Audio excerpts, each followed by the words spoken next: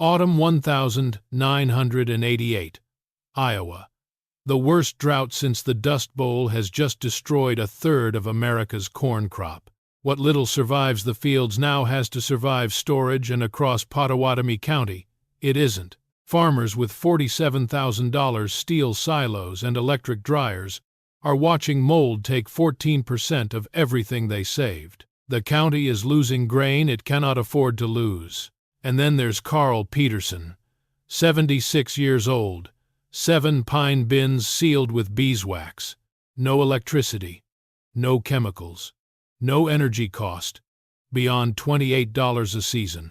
When the grain storage rep walked into his farmyard to sell him a modern system, he found grain that had no business being that clean, and bins that had no business still working. His grandfather had built the first one in 1931.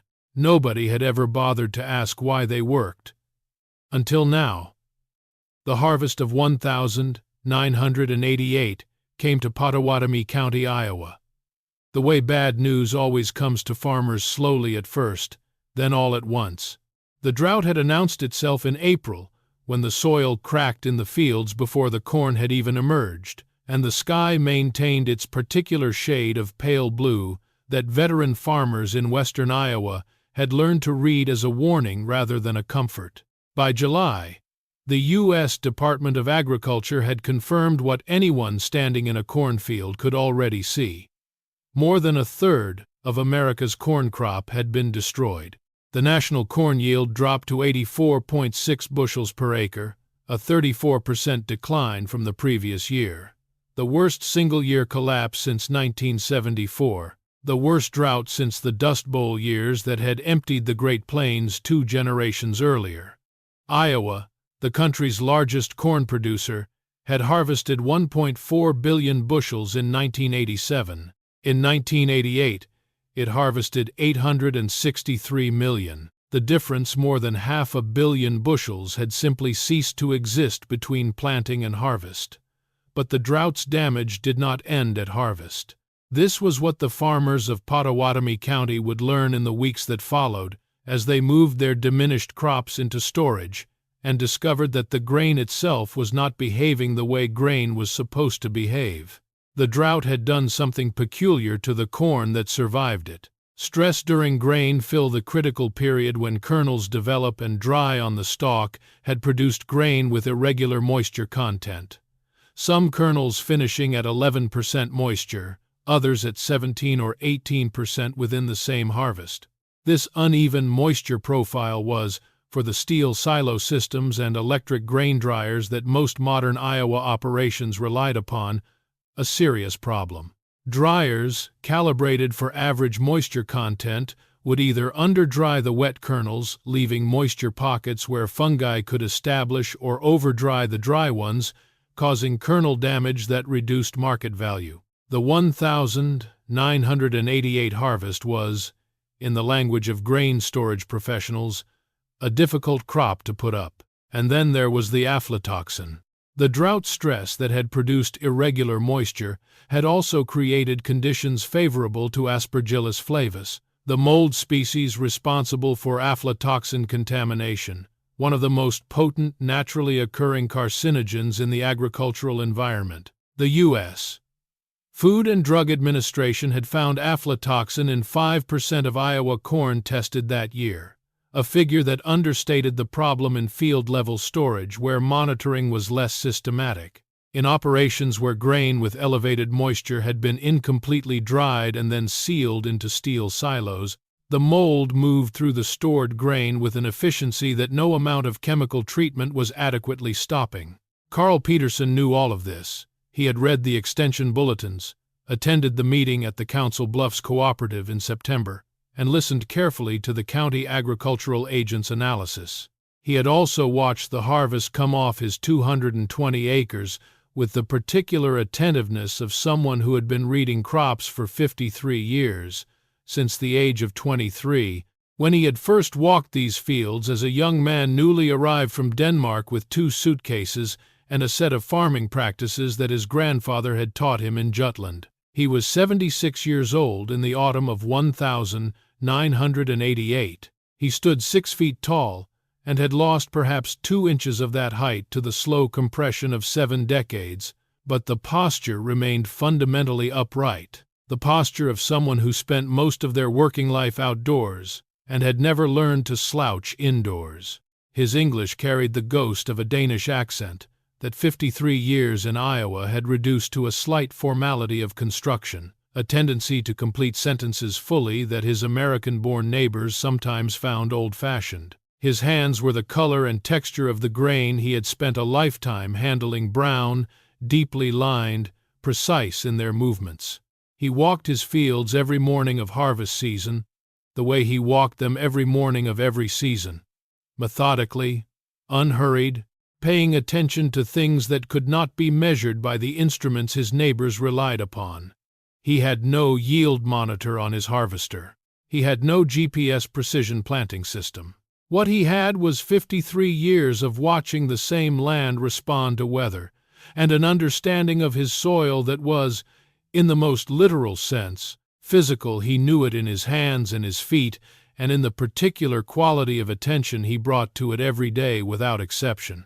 What he saw in his harvested corn in October 1988 was grain that was dry enough and grain that was not, mixed together in the way the drought had mixed everything randomly, frustratingly, without pattern. His neighbors, looking at the same grain through the lens of their electric dryer systems, saw a problem that required energy to solve. Run the dryers longer, run them hotter, force the moisture out of the wet kernels, and accept the cost in electricity and kernel damage.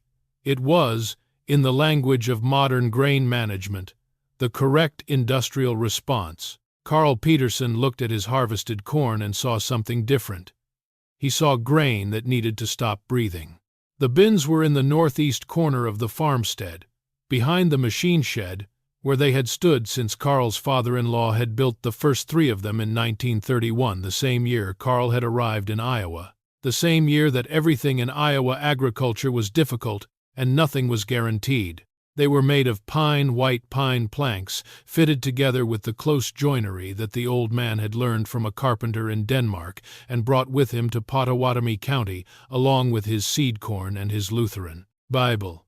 There were 7 of them now, the original 3 supplemented by 4. Carl had built himself between 1947 and 1963, each one slightly more refined than the last, as he improved his understanding of what the bins needed to do. They were not pretty. Visitors who saw them for the first time, and there were not many visitors, because Carl did not encourage tourism of his farmstead, sometimes asked whether he intended to replace them with proper steel bins. He would consider the question for a moment and then explain, with the formal completeness that characterized his speech, that the bins did exactly what grain storage bins needed to do, and that replacing a thing that worked perfectly with a thing that worked differently was not an improvement, but merely a change. What the bins did was simple in principle and demanding in execution. They sealed, not merely closed, sealed, in the full sense of the word, with no pathway for air to enter or exit once the grain was loaded and the lids were secured. The sealing system Carl had developed over decades used beeswax rendered from the hives he kept on the south side of the property, applied hot to every joint, every gap, every point where pine met pine. The lids were fitted with rubber gaskets that Carl replaced every 3 years on a schedule as regular as his morning walks. The loading hatches were sealed from the outside with waxed canvas secured by wooden cleats that compressed the canvas against a beeswax-treated frame. The result, when the bins were properly sealed and the lids secured, was what his grandfather in Jutland had called dead air storage, and what the agricultural scientists at Iowa State University would later call hermetic storage, a sealed environment in which the oxygen was consumed by the grain's own respiration and the respiration of any insects or fungi present at the time of sealing, and then exhausted. Within 4 to 7 days of sealing, the oxygen concentration inside a properly sealed bin dropped from the atmospheric 21% to below 2%. Below 2% oxygen, aerobic insects suffocated. Below 1%, Aerobic mold fungi, including Aspergillus flavus, the aflatoxin producer, could not sustain metabolic activity. The grain was surrounded by an atmosphere it had created itself, from its own breathing, that made the continuation of biological activity inside the bin effectively impossible. No electricity, no chemical fumigants, no mechanical aeration, no monitoring equipment, no energy input of any kind after the initial sealing. Just dead air, just the grain's own exhalation turned against the things that would destroy it. Carl's grandfather had not known the chemistry of what he was doing. He had known the result. Grain sealed in this manner kept better than grain that was not. He had learned it from his father, who had learned it from his father, in a chain of observation that ran back through Jutland farming families to practices that predated systematic agricultural science by centuries. The underground grain pits of ancient Egypt and the Middle East, lined with clay or straw, sealed with sand, had operated on the same principle without anyone being able to explain why they worked, until modern atmospheric chemistry provided the vocabulary. Carl's grandfather had explained it to him in Danish when Carl was 9 years old, standing in the barn on the Jutland farm where 3 generations of the family had stored their grain. Corn der ik kan trackaveret, kan ikke dø. Grain that cannot breathe cannot die. When you cut the oxygen, you need nothing else, no electricity, no chemicals, no machinery, only dead air. Carl had remembered this for 67 years. He had applied it every autumn of his farming life, and in the autumn of 1988, with the worst grain storage challenge that Pottawattamie County had faced in decades, he applied it again carefully, systematically, with the same attention to the sealing details that his grandfather had impressed upon him as a child. He loaded the 7 bins in the first 2 weeks of October. The grain went in at the moisture levels the drought had given it, mixed, irregular, some of it wetter than a conventional grain manager would have considered safe for sealed storage.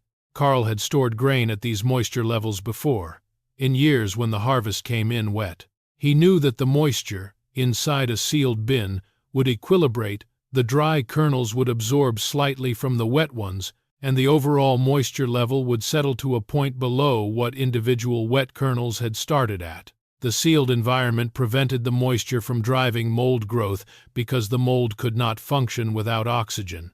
The moisture was irrelevant when the oxygen was gone. He sealed the last bin on October 14, 1988.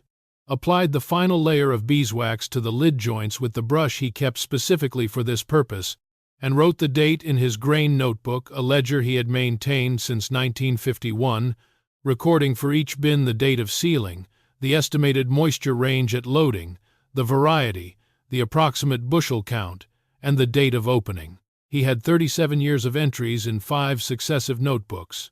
The entries were in Danish. Then he went inside, washed his hands, and had dinner with his wife Anna, who had heard the grain storage discussion at the Council Bluffs Cooperative and was quietly relieved that the bins were sealed and the question was settled for another year. The man from GSI Group arrived on the morning of October 22nd. His name was Steve Landry, and he was 42 years old, with the organized confidence of someone who had spent 15 years selling solutions to problems that farmers were often only beginning to understand they had. He drove a Chevrolet Silverado with a GSI Group decal on the tailgate and a rolling catalog case in the back seat containing specification sheets, financing options, and color photographs of the steel silo systems and electric grain dryers that GSI had been installing across the Midwest since the early 1970s. He had the numbers memorized. His top-of-line system, sized for an operation like Petersen's 220 acres, ran to approximately $47,000, installed a significant capital expenditure offset by the improved grain quality, reduced storage losses, and increased market flexibility that modern controlled atmosphere storage provided. He had been having a productive autumn. The 1988 drought had been, in the grain storage equipment business, an accelerant. Farmers who had lost grain to mold or aflatoxin contamination were motivated to invest in better systems. Steve had closed 11 sales in Pottawattamie County since September, more than any previous autumn in his territory. He had 3 more appointments this week, and Petersen's name had come up at the Council Bluffs Cooperative as a farmer who had not yet modernized his storage infrastructure. He introduced himself at the farmyard gate with a handshake that was practiced and confident. He was not a man who wasted time on indirection. "Mr. Petersen," he said, "I'm going to be straight with you. The 1,988 crop is presenting storage challenges that fixed infrastructure systems aren't handling well. I've got 3 neighbors of yours who've already lost grain to mold this fall. I'd like to show you what a proper temperature monitoring, forced air system would do for your operation." Carl Petersen looked at him for a moment. "Come in," he said. "We will have coffee and you can show me your numbers." They sat at the kitchen table. Steve opened his catalog case and laid out the specification sheets, the GSI Commander Series bin, the MFS fan aeration system, the Caldwell grain dryer with its computerized moisture management. The numbers were persuasive. The system could reduce post-harvest storage losses from industry averages of 8 to 15% down to 2% or less, representing for an operation of Carl's size in a typical year a net saving of 500 to 1,000 bushels annually, after accounting for the energy costs of operation. Carl listened to all of it without interrupting. He had the patience of someone who had spent decades listening to weather forecasts and had learned that the relationship between stated prediction and actual outcome was something to be assessed carefully rather than assumed. When Steve finished, Carl set down his coffee cup. "Can I ask you something about these numbers?" he said. "Of course," Steve said. "Your 2% loss figure, what does that assume about the grain moisture at storage?" Steve looked at the sheet. "The system is rated for grain stored at 15% moisture or below. Above that, you run the dryer first to bring it down. And in a drought year like 1988, where you have grain finishing between 11 and 18% in the same field," Steve paused, "you'd want to run the dryer on the full load to be safe. Bring everything down to 14% before binning." "At what energy cost?" Steve pulled another sheet. "For your acreage, running a Caldwell Model 700 to dry a full harvest load to 14% from an average of 16, you're looking at approximately $2,800 to $3,400 in LP gas and electricity, depending on ambient conditions." "Every year," Carl said. "Every year," Steve confirmed. Carl nodded. He stood up from the table. "I want to show you something," he said. "Come with me." They walked together to the northeast corner of the farmstead. The 7 pine bins stood in 2 rows in the pale October light, weathered, gray-brown, sealed with their waxed lids, unremarkable in appearance to anyone who did not know what they contained or how they worked. Steve Landry looked at them the way a man looks at something he has already categorized. "How old are these?" he asked. "The first 3 were built in 1931, Carl said. "The others between 1,947 and 1,963. He walked to the nearest bin and ran his hand along the lid joint, checking the seal the way he checked it every few days during storage season, feeling for any softening in the wax, any point where the pine might have shifted. "They are sealed now. The grain went in 2 weeks ago. What moisture level did it go in at?" "Mixed. Some at 11%, some at 18%. The drought produced irregular moisture this year." Carl looked at him. "You know this. That's exactly the kind of situation where you need proper drying before storage," Steve said. "Grain at 18% moisture in a sealed bin is going to mold." "It is going to mold if it has oxygen," Carl said. "It does not have oxygen." Steve looked at the bins. "These are sealed wood bins. They breathe." "No," Carl said, with the patient precision of someone correcting a factual error rather than winning an argument. "They do not breathe. That is the entire point." He showed Steve the lid joint, the double layer of wax. the rubber gasket, the waxed canvas overlap. When this bin is sealed, the grain inside consumes the available oxygen through its own respiration. Within 1 week, the oxygen concentration falls below 2%. Below 2%, aerobic insects die. Below 1%, aerobic mold fungi cannot metabolize. The grain is stored in an atmosphere of mostly nitrogen and carbon dioxide that it has produced itself. In this atmosphere, aflatoxin cannot develop, weevils cannot reproduce, fusarium cannot grow. Steve was quiet for a moment. "That's modified atmosphere storage," he said. "Yes," Carl said. "My grandfather called it dead air storage. He learned it from his father. The principle is the same. Modified atmosphere storage requires monitoring equipment," Steve said. "You need to know when the oxygen has dropped to safe levels. You need to verify the seal integrity." Carl reached into his jacket pocket and produced a small glass tube, a simple colorimetric oxygen indicator of the kind sold by scientific supply companies for approximately $4 each. "I push this through a small hole in the lid and read it after 5 days. The hole is resealed with wax. This tells me the oxygen level." He held the tube up. "The current reading in that bin is 0.8%. It has been below 2% since October 19th. Steve looked at the tube. He looked at the bins. He looked at Carl Petersen, who was watching him with the expression of a man who has been making a point for several decades and has long since ceased to be impatient about whether the point is received. "How many bushels do you have in these 7 bins?" Steve asked. "Approximately 14,000 bushels," Carl said. "My full 1,988 harvest. And you're confident none of it is going to mold?" "I am confident," Carl said, "because this method has not failed me in 53 years of storing grain, including several previous years with difficult harvest moisture. The grain in these bins will be in the same condition when I open them in the spring as it is today, except that the moisture will have equilibrated and any insects present at sealing will be dead." He paused. "What I am not confident about is what is happening in the steel bins on the farms around me." He had reason for his lack of confidence about the neighboring farms. In the weeks that followed, the autumn of 1,988 inches Pottawattamie County became a kind of controlled experiment that no one had designed, but that the circumstances of the drought had imposed on the farming community. The problems began surfacing in November. Gary Vogt, 3 miles east on Route 92, had binned corn at 15% average moisture after running it through his Caldwell dryer.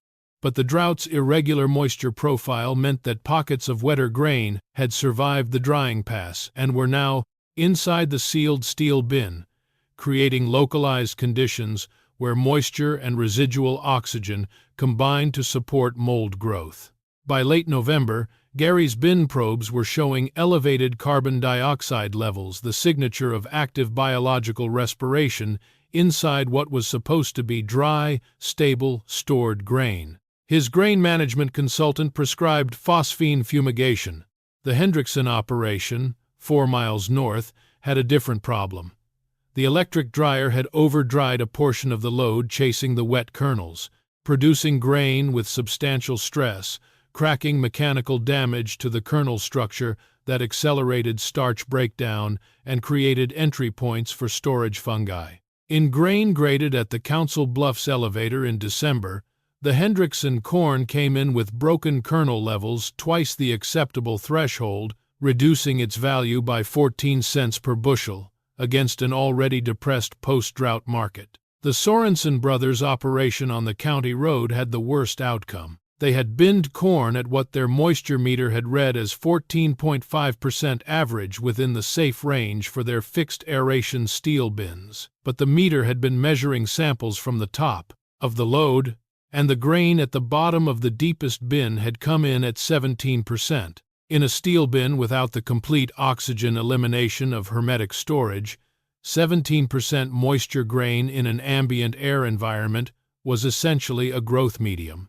By January, the bottom 4 feet of the deepest Sorensen bin had developed a crusted mass of mycotoxin-contaminated grain that could not be sold for human food consumption and required specialized disposal. Their loss on that bin alone was approximately 900 bushels, representing, at the prevailing depressed corn price of $2.24 per bushel, a cash loss of just over $2,000, on top of the fumigation costs and the disposal costs and the income they had lost on the bushels that never reached market. Across the county, post-harvest storage losses from the 1,988 drought harvest averaged, by the County Extension Office's spring assessment, 14.7% of the stored crop, a figure that included mold losses, aflatoxin rejection at the elevator, and market value reduction from mechanical damage. Some operations lost significantly more. Carl Petersen opened his first bin in March 1989 to fill a truck for delivery to the Council Bluffs elevator. He opened it the way he always opened them, carefully, with a pry bar on the waxed lid, breaking the seal slowly to allow the modified atmosphere to equalize with the outside air before anyone put their head near the opening. The carbon dioxide concentration inside a hermetically stored bin, after 5 months, was high enough to be dangerous if inhaled in an enclosed space. He waited 20 minutes after breaking the seal before climbing the access ladder. The grain inside was in the condition he had expected: dry, clean, smelling of corn, and nothing else. None of the sweetish, musty smell that characterized early mold contamination, none of the rancid quality that indicated fat oxidation from mechanical damage. He ran a probe through the load at 3 depths and found moisture readings of 13.2, 13.4, and 13.1%, nearly identical, nearly perfectly equilibrated, within the optimal range for elevator delivery. The grain had equalized itself during storage, the moisture moving from wetter kernels to drier ones through vapor diffusion, arriving at a uniform figure that was lower than the average moisture at loading. He found 3 dead weevils at the base of the probe channel, nothing else living. The elevator graded his corn at U.S. grade, No. 2, the standard commercial grade, with no quality discounts for moisture, mold, or mechanical damage. He received the full posted price. His storage loss for the entire 1,988 harvest was 0 bushels from spoilage. His energy cost for grain storage, excluding the labor of sealing and opening, was the cost of 7 colorimetric oxygen indicator tubes at $4 each, $28, against a county average storage loss of 14.7% and energy costs for forced air drying and aeration that ran, depending on the operation's size and equipment, from $1,800 to $4,500 per season. Steve Landry came back in April. He drove out to Carl's farm without an appointment and found Carl in the yard running a maintenance check on his harvester before spring fieldwork began. "I heard your grain graded out clean," he said. "It did," Carl said. Steve was quiet for a moment. "I heard the Sorensens lost a bin." "Yes," Carl said. "I sold them that bin." Another pause. "I sold Gary Vogt his dryer system too." He looked at the pine bins in the northeast corner. "I'd like to understand what you're doing over there. Not to sell you anything, just to understand it." Carl set down his wrench. "Come in," he said. "We will have coffee. I will explain it from the beginning." He explained it for 2 hours. He drew diagrams of the bin construction, the joint dimensions, the gasket placement, the wax application method. He explained the oxygen depletion timeline, how the grain's own cellular respiration consumed the available oxygen, how the insects present at sealing accelerated the process by their own metabolic activity, how the combination of grain respiration and insect respiration could bring a sealed bin from 21% oxygen to below 2% within 4 to 7 days at typical autumn temperatures. He explained the moisture equilibration, how vapor pressure differences drove moisture from wetter kernels to drier ones within the sealed environment, arriving at equilibrium without energy input. He explained the aflatoxin inhibition, how Aspergillus flavus was an aerobic organism, dependent on oxygen for metabolic activity, and how below 1% oxygen concentration it could not produce mycotoxins, even if the spores were present. Steve Landry listened to all of it and took notes. He was, Carl had come to understand, a more serious man than his sales presentation had suggested, someone who understood grain storage at a technical level and who was genuinely troubled by what the 1988 season had revealed about the limitations of the systems he sold. "The problem I have," Steve said finally, "is that your system depends on the bins being perfectly sealed.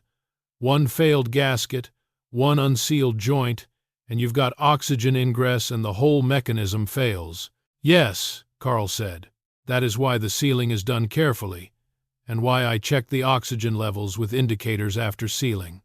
This is not a passive system, it requires attention at the sealing stage. But it requires no attention for the rest of the storage period. The dryer system requires attention continuously, and it requires electricity continuously, and it requires the grain to enter storage at a specific moisture content that the 1988 harvest could not consistently provide. The irregular moisture was the real problem," Steve said. "The irregular moisture is always the problem in a drought year," Carl said. "The dryer averages the load and misses the wet pockets. The sealed bin equalizes the load and eliminates the need to worry about the wet pockets, because there is no oxygen for the mold to use." Steve drove home that evening and wrote up his notes from the conversation. They sat in his desk for 2 weeks. Then he wrote a letter to the Grain Storage Engineering program at Iowa State University, summarizing what he had seen and asking whether anyone at the university was studying hermetic storage for temperate climate grain operations. The letter reached Dr. Thomas Broom, an agricultural engineer in the university's grain quality research program, who had in fact been following the European literature on hermetic storage and had been looking for a practical Midwest case study. Dr. Broom drove to Pottawattamie County in May 1989. He spent 2 days at Carl's farm, measuring everything that could be measured: bin dimensions, wood thickness, gasket compression ratios, oxygen depletion curves reconstructed from Carl's indicator records, going back to 1974, moisture equilibration data from Carl's grain notebooks, storage loss records from 1951 to present. Carl made all 37 years of notebooks available and translated the Danish entries as needed. The data Dr. Broom compiled from Carl's records was, he later wrote, the most comprehensive long-term data set on hermetic grain storage outcomes in a temperate Midwest climate available in the American agricultural literature. Carl's average annual storage loss from spoilage across 37 years was 0.3%, the residual figure from occasional kernel damage at harvest that had nothing to do with the storage method. His average storage energy cost per bushel was negligible. His average grain grade at delivery was consistently at or above U.S. grade No. 2. Against these numbers, the County Extension Office's 1988 post-harvest assessment showed average spoilage losses of 14.7%. Against the industry standard for Midwest corn storage, typically cited at 4 to 8% annual spoilage in properly maintained steel bin systems, Carl's 37-year average of 0.3% was, Dr. Broom wrote in his subsequent report, statistically anomalous, in a direction that demands explanation. The explanation, as Dr. Broom detailed in a paper submitted to the Journal of Stored Products Research in 1991, was exactly what Carl's grandfather had told him in Danish 67 years earlier: grain that cannot breathe cannot die. The hermetic seal eliminated the oxygen that aerobic pathogens required, creating a stable, self-maintaining storage environment that consumed no energy beyond the initial sealing and required no chemical inputs at any stage of the storage period. Steve Landry did not stop selling GSI systems. He had a territory to maintain and a family to support, and the steel silo systems he sold were, for the majority of large-scale commercial operations, appropriate technology. but he began including a conversation about hermetic storage in his preliminary consultations with smaller farms, particularly operations in drought-prone areas, where the irregular moisture profiles that had devastated Pottawattamie County in 1988 were a recurring risk rather than a once-in-a-generation event. He also began steering certain customers away from the fully automated, high-energy systems he would previously have recommended without hesitation toward lower-cost, sealed-bin configurations that incorporated the oxygen depletion principle Carl had shown him. This was not standard GSI practice, it was something Steve did quietly, on his own professional judgment, because the autumn of 1988 had shown him something about the relationship between technological complexity and actual outcomes that he had not previously been willing to see. He called Carl occasionally over the following years, not on business, but to ask questions. He asked about bin maintenance intervals, about the beeswax application process, about the carbon dioxide concentrations Carl measured at opening, and how long he waited before entering the bins. Carl answered all of it with the same formal completeness, always in the same kitchen, over the same coffee. In 1994, Steve sent Carl a copy of Dr. Brum's 1991 paper, which had been cited in a USDA Agricultural Research Service review of low-energy grain storage alternatives. Carl read it carefully, confirmed that the data attributed to his operation was accurate, and wrote Steve a letter in English, typed on the same manual typewriter he had used since 1962, thanking him for the copy and noting that it was gratifying to see the principle confirmed in terms that the people who required such confirmation could accept. He did not say that he had never needed the confirmation. He was too polite for that. But Steve, reading the letter, understood it. The Purdue University research program that would eventually produce the PICS bag, the Purdue Improved Crop Storage System, had begun in 1986, funded by USAID, before the 1988 drought had illustrated the principle in Pottawattamie County. The researchers at Purdue, working in the context of post-harvest losses among smallholder farmers in sub-Saharan Africa and South Asia, had arrived at the same fundamental principle through the same chain of observation that Carl's grandfather had followed in Jutland. Seal the grain, eliminate the oxygen, and the grain protects itself. The PICS bag was, in its original form, a triple-layer polyethylene bag, an outer woven sack, two inner liners, sealed against the grain that created hermetic conditions through the same mechanism as Carl's pine bins. The grain's own respiration depleted the oxygen. The insects suffocated. The mold could not metabolize. The grain kept without chemicals and without energy input for months or years. By 1990, Purdue's field trials in Burkina Faso and Niger had demonstrated that cowpea stored in hermetic bags maintained seed viability and grain quality for 12 months without insecticide application, compared to 50 to 80% losses in conventional open storage in the same environments. By 2000, with support from the Bill and Melinda Gates Foundation, the PICS program had expanded to multiple countries across West and East Africa. By 2018, PICS bags were commercially available and had been adopted by smallholder farmers across the globe. By the time Carl Petersen's story was being compiled for this account, PICS Global had sold more than 50 million bags, protecting 15 million tons of food grain stored safely without chemicals, without electricity, without any energy input beyond the grain's own exhalation. The principle was the same one that had kept Carl's pine bins working since 1931. The same one his grandfather had described in Jutland. Korn der ik kan trekke vered, kan ik dø. The same one that underground grain pits in Egypt and the Middle East had employed without understanding, thousands of years before the chemistry of atmospheric oxygen was known to science. The FAO, the United Nations Food and Agriculture Organization, incorporated hermetic storage technology into its global post-harvest loss reduction programs in the 2000s, identifying it as one of the most cost-effective and accessible grain preservation interventions available to smallholder farmers in low-income countries. Its 2011 report on food losses estimated that post-harvest losses accounted for 14% of the global food supply, a figure that hermetic storage, applied at scale, could reduce by a substantial fraction without any capital investment beyond the cost of the storage vessel. Carl Petersen had been demonstrating this, on 220 acres in Pottawattamie County, since 1951, at 0.3% annual loss, with $28 of oxygen indicators per season. He opened the last of his 1,988 bins in May 1989, the day before his grandson Eric came to visit from Council Bluffs.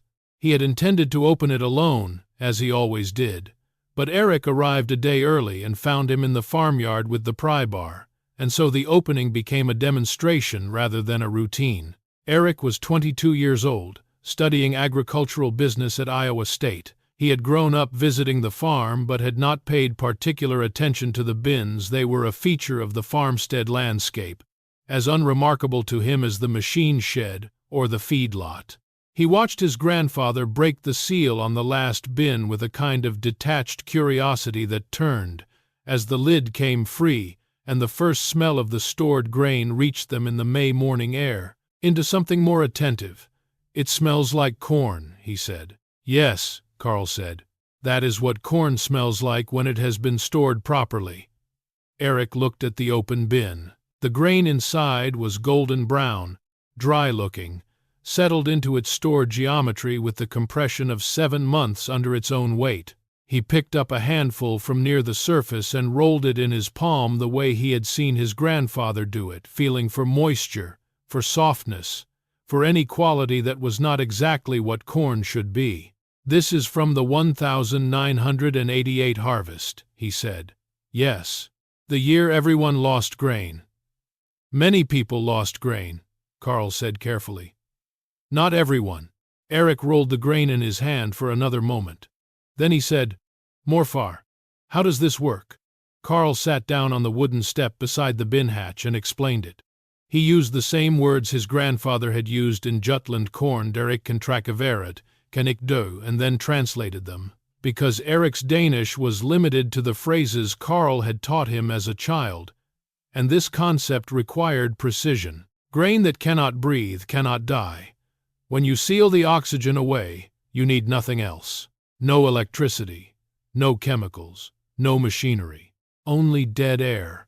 Eric listened, rolling the corn in his hand, watching his grandfather's face in the morning light of a May day on the farm, where 4 generations of his family had stored grain the same way. "Why doesn't everyone do this?" he said. Carl was quiet for a moment. It was the question that had the longest answer and the shortest answer simultaneously. "The machine is easier to sell than the seal," he said. "The machine requires a salesman, a financing agreement, an annual energy bill. The seal requires only careful work and patience." He looked at his grandson. "The people who make money from the machine have reasons to explain why the seal is insufficient, and the people who use the machine have reasons to believe them, because the machine is new and the seal is old, and we have been taught that old means inferior." He paused and looked at the open bin at the golden brown grain that had survived 7 months in dead air, whole and clean and worth exactly what the elevator would pay for it. "But the grain doesn't know what year it is," he said. "The grain only knows whether there is oxygen. The principle has not changed since the Egyptians stored wheat in underground pits in the desert." He closed the bin lid gently. "The science took a long time to explain why it works. The grain didn't need the explanation." Carl Petersen stored his last harvest in those pine bins in the autumn of 2001. He was 89 years old, and his son-in-law had been helping him with the heavy work of harvest for several years by then.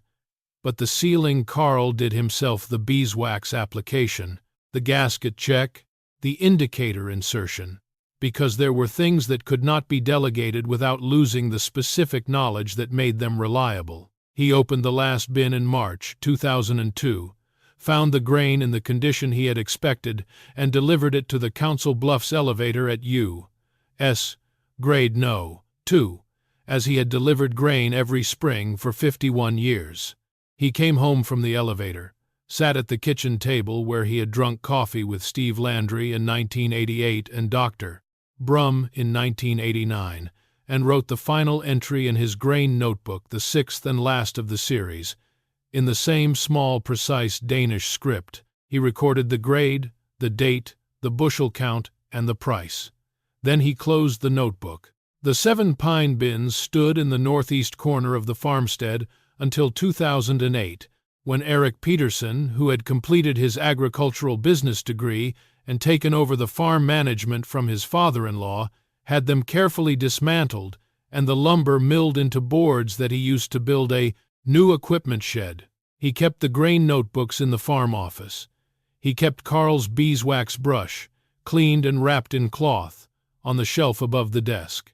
He also kept, in a wooden box that Carl had made himself and left on the office shelf, with a note attached in Danish, which Eric had translated with the help of his father, a collection of 14 colorimetric oxygen indicator tubes, still in their original packaging, and 7 rubber gaskets, and a block of beeswax that Carl had rendered from his hives in the autumn of 1999 and had never used.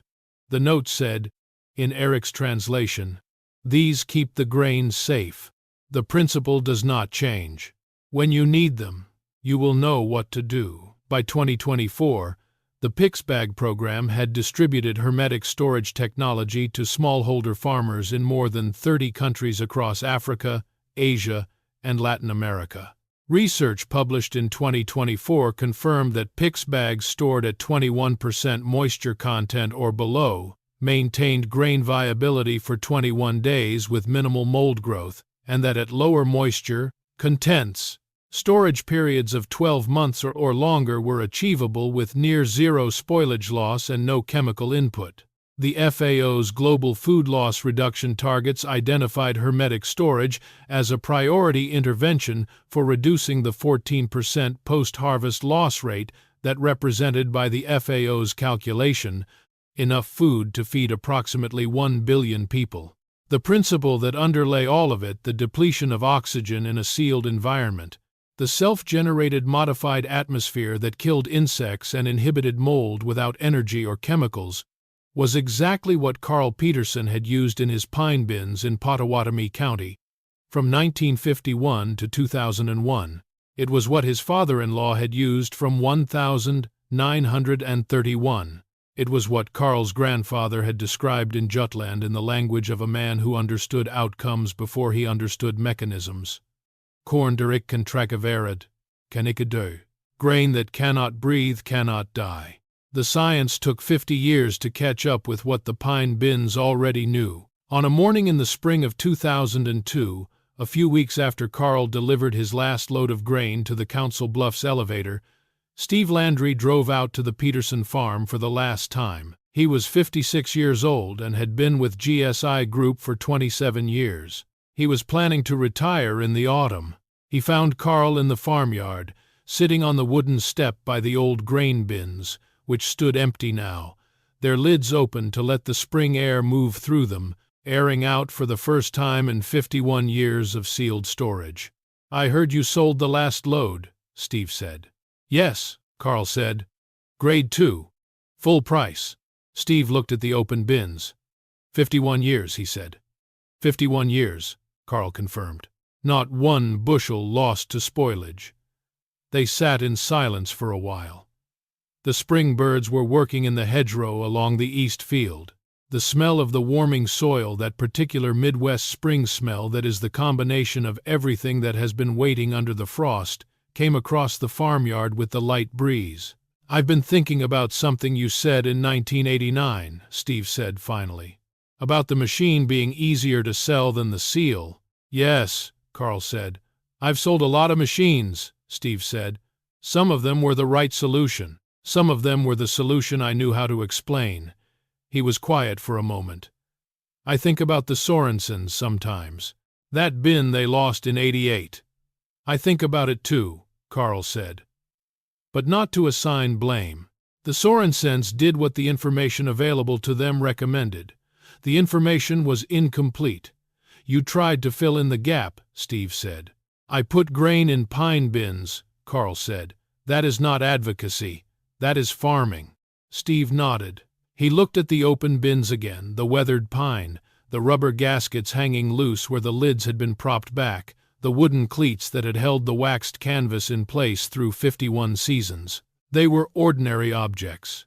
They were profoundly ordinary objects that had done an extraordinary thing by doing exactly what they were designed to do, year after year, without modification and without failure. The PICS bag people at Purdue, Steve said. Dr. Brum sent me a copy of their latest paper. They're getting the same results in Africa that you got in Iowa. Of course they are, Carl said. The grain in Africa is the same grain. The oxygen behaves the same way. The principle doesn't change, Steve said. The principle does not change, Carl agreed. He looked at the open bins with the expression of someone looking at something they have spent their life with, not sentimental exactly, but attentive in the way that long familiarity produces a particular quality of seeing. My grandfather told me this when I was 9 years old. He did not have the scientific vocabulary. He had the observation. 60 years later, they have the vocabulary. The observation was the same. He stood up from the steps slowly, with the careful economy of movement of a man who is 89 years old and has learned not to waste effort on anything that can be done without it. Come in, he said to Steve Landry. We will have coffee, and I will tell you what my grandfather said in the barn in Jutland, and you can decide whether the vocabulary matters as much as we have been taught to think it does. Steve followed him into the kitchen. The coffee was already made. It was always already made. In this kitchen, at whatever hour you arrived. They sat at the table where they had sat before, in the autumn of 1988 and the spring of 1989 and half a dozen times in between, and Carl poured the coffee and began, in his formal and precise way, to tell the story from the beginning. Outside, in the northeast corner of the farmyard, the 7 pine bins stood open to the May morning, airing out in the sunlight, patient as the principle they had embodied for 7 decades, waiting, as they had always waited, for the grain that would come in autumn, and the seal that would follow, and the dead air that would keep everything safe until spring.